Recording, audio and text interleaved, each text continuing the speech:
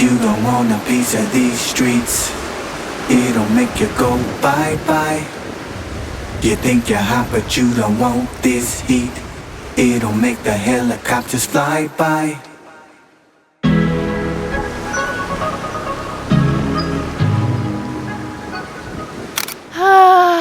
Salvan, are you creative visionary? And welcome.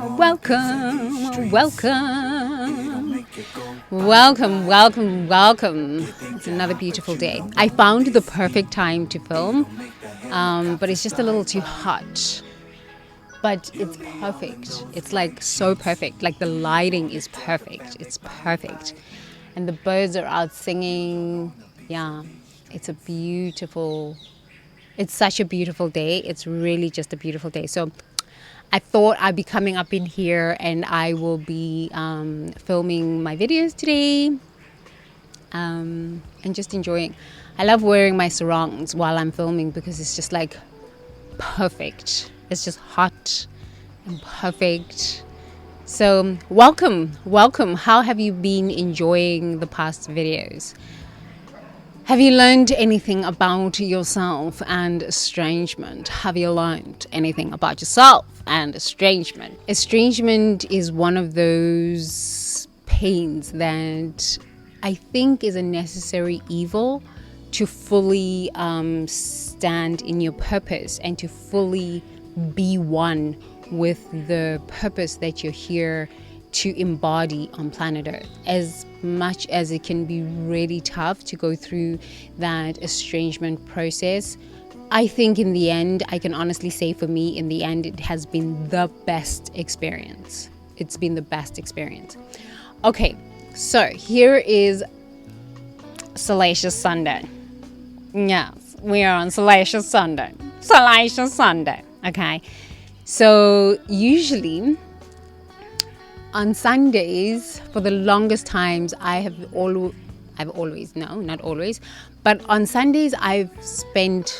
been conscious about spending time by myself. Before, I used to go to church on Sundays, and I used to just be in the vibration of pulling myself towards myself. So now if you're thinking to yourself, okay, but I'm always alone. I am estranged from my family.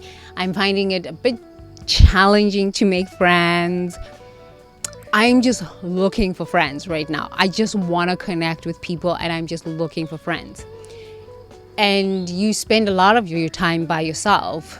Okay, you want to connect with other people. There are a lot of ways to connect with others without being fully invested emotionally. What I've found is that there are many of us who are chosen ones, who are visionaries, who are starseeds, who are light workers, that are here on planet Earth to do big work. We still need to connect with other people. It's important. Connection is really important. I really value connection. I do. But I am also very discerning in my connection, and when I find that someone is a latcherana, a leech, a leaver, and a liar, I cut them off very quickly. Honestly,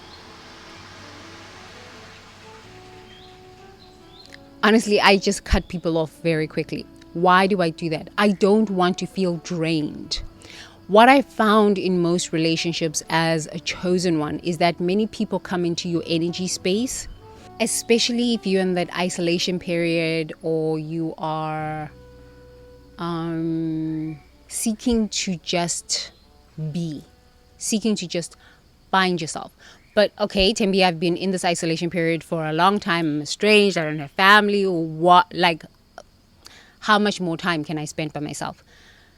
So I think it's balanced. You can still find connection with people without giving too much of yourself. I have found that in my isolation period, I was very happy, and I got very happy being by myself and being alone and gathering my own energy. But then when I would go out, I would just want to connect so deeply with people that sometimes I would give too much of myself, or people would ask for too much of me. And it was so unconscious. It's very, very unconscious. I don't know. I think if you're a chosen one, if you're a visionary, you're a starseed and you're a healer, there are a lot of people here on planet Earth that are wounded. They are clueless, they are mindless, and they are just walking around life just trying to figure it out. We've been there before, right? You and I have been in those states of consciousness before. But we recognized that we needed to spend time alone. We needed to check out of the reality of social connections and turn within. There are a lot of people here on planet Earth who are not willing to turn within, who are afraid to see what's within. Number one, we talked about the 4 stages of consciousness, the 4 minds, right? So as you ascend from stage 1, where hopefully you're going to therapy, to stage 2, where you're doing the body work, stage 3, where you're looking at the collective unconscious. The collective unconscious is afraid of self. They are afraid of looking within. They are afraid of changing what needs to be changed. They are afraid of working on themselves. They are afraid of stopping bad habits. They are afraid of giving up stuff. They are afraid of loss. Loss. We are not afraid of that. We are not afraid of losing money. We are not afraid of losing connections, family, whatever, jobs, houses, material stuff, and just stay alone so that we can gather our strength, gather our energy, so that we can get back out there into the world and be healthy individuals.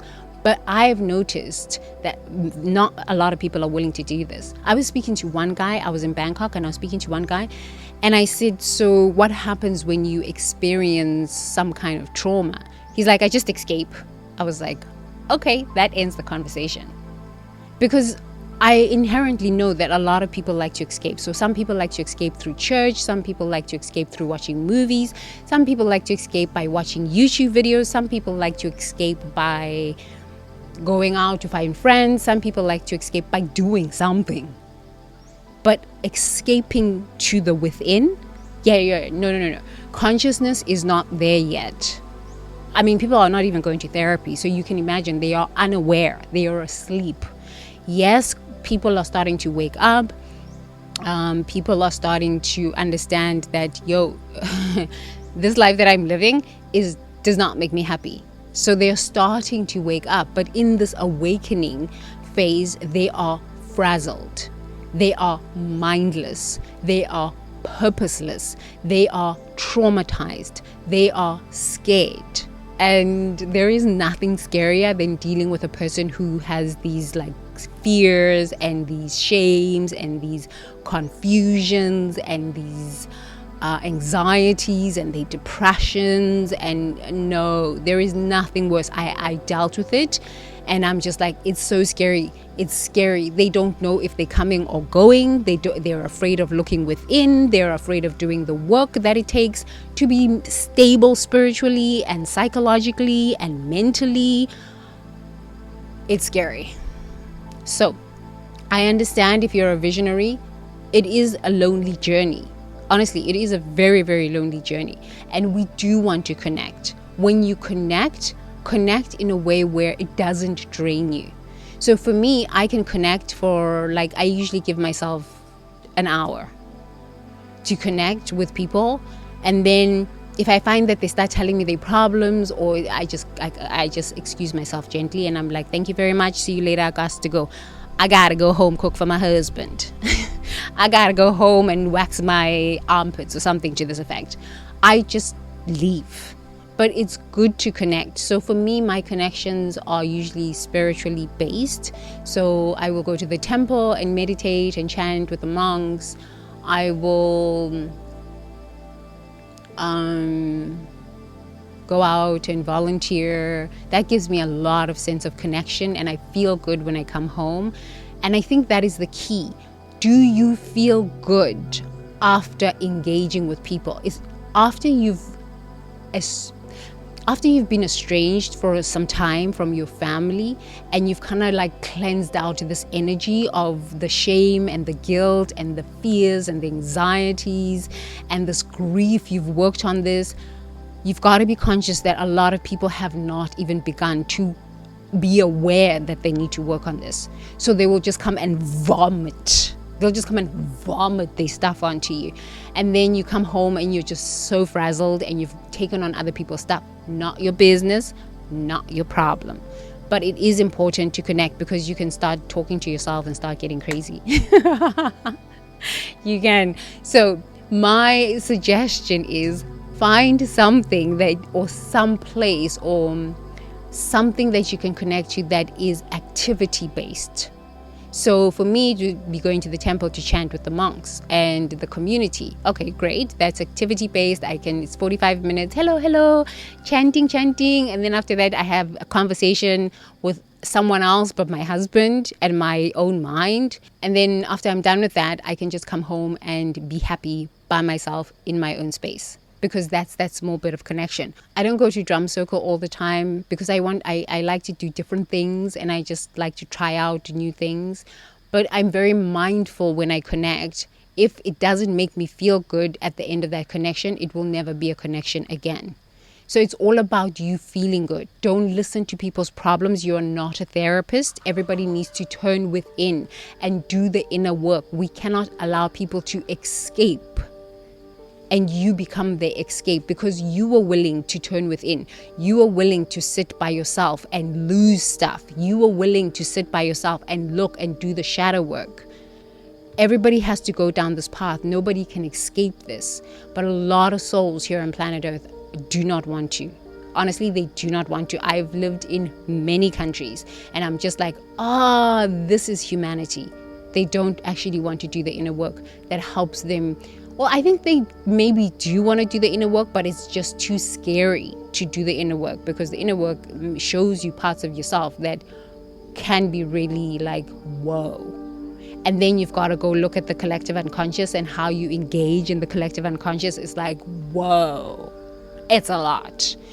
And yeah, I don't really want to take on other people's stuff. I've got boundaries, energetic boundaries, physical boundaries, psychological, mental, spiritual boundaries, physical, all sorts of boundaries. I'm just like, nope, your problems have nothing to do with me.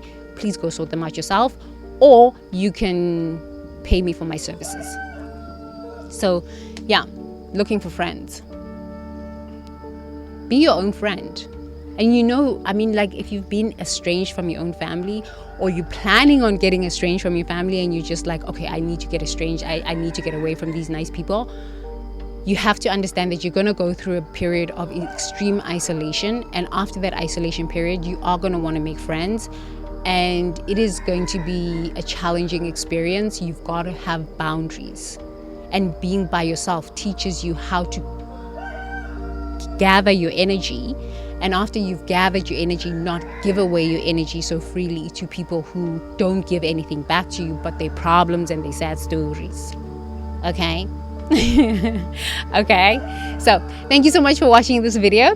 Please, let's have some dialogue. So let me ask you a question. If you are estranged, how long have you been estranged, and what have you learned about yourself in that time of aloneness? Recognize I'm not saying loneliness, aloneness. Okay, if you're planning on being estranged, how are you going to spend your aloneness time for personal growth, spiritual healing, physical and emotional, psychological healing? If you plan it out in advance, the state of aloneness doesn't overwhelm you.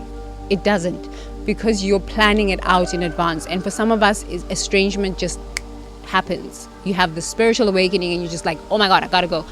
So you don't have the time to plan. But I promise you, if you start planning it out, that's why most of my videos, actually now going forward, all of my videos are Mindful Monday, Transformation Tuesday, Wisdom Wednesday, Thriving Thursday, Freedom Friday, Soulful Saturday, Salacious Sunday. Because then you can say, okay, if I am alone and estranged, here's what I can do to keep myself centered. Here's what I can do on a Monday to keep myself focused mentally. So I've created that for you. It's called Daily Inner Devotions. You can download it on the Future Gen Leaders app and actually just go through that process, because as you go through that process, you realize your life is a 24-hour job. You actually really don't have time to be bored or lonely, because when you start looking within, when you start getting engaged in your own life, you're like, wow, there is so much of me that I had never explored, that I am just like so grateful that I have the time to explore without fixing other people's problems, getting myself involved in other people's dramas. Oh my goodness. Okay, so dialogue below. If you are estranged, what have you learned about yourself in this time of aloneness, and how do you plan to prioritize your time even if you're making friends? Okay, and if you are planning on being estranged and you're thinking, you know, it's time to go, Future Gen Leaders app, it's the best daily inner devotion. It will get you into creating a schedule for yourself that is aligned, not somebody else's schedule onto you, imposed onto you, but it is aligned with your soul. It is aligned with your inner desire to be happy, to be centered, to be focused. Yes? Thank you so much for watching this video. Please make sure that you like, subscribe, share, click, I don't know what they say. Yeah, and follow and hit the notification bell so that you never miss another video. Look, I have been pretty steady with these videos. I'm kind of proud of myself. Real proud. So, see you in the next video. Bye for now.